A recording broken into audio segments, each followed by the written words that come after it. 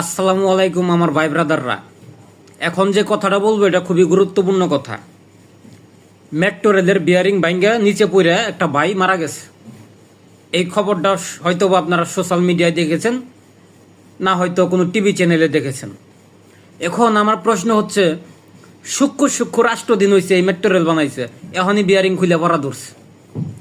যখন পদ্মা সেতু বানাইলো, পদ্মা সেতুর নাটবল্টু ডিলা, সেটার কারণে এক ভাই জেল খাটলো, তাকে বললো সে বিএমপি, সে জামাত, এইগুলা বইলে তাকে জেল খাটাইলো।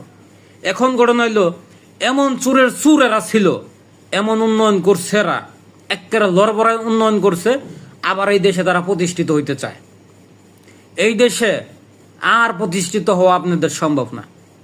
এই দেশে আর প্রতিষ্ঠিত হওয়া সম্ভব না। এমন উন্নয়ন করছেন, লড়বড়া উন্নয়ন। ফ্লাইওভারের নিচ দিয়ে গেতে আমার ডর করে যে কোনো পিলার ব্যাঙ্গে আমার মাথার উপরে পড়ে নাই। আমার তো ববুল হান আছে, খালি যে জায়গায় জায়গায় ফ্লাইওভার বানাই দিয়েছেন, এই তার পিলার ভাঙ্গা জুড়ে পড়ে নিয়ে আল্লাহ জানে এই দেশের কখন কোন সেতু, কখন কোন ব্রিজ, কখন মেট্রো রেল ভাঙ্গা চুরে নিচে মাথার উপরে পড়ে মানুষের।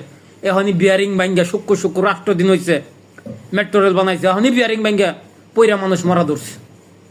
এখন ঘটনা হইলো, মূল ঘটনা যেটা সেটা হইতেছে গিয়া, যে ভাই ওই বিয়ারিং ভাঙ্গা মাথার উপরে পইরা যে ভাই মারা গেছে, সেই ভাইয়ের পরিবারকে 20 কোটি টাকা ক্ষতিপূরণ দিতে হবে এই সরকার।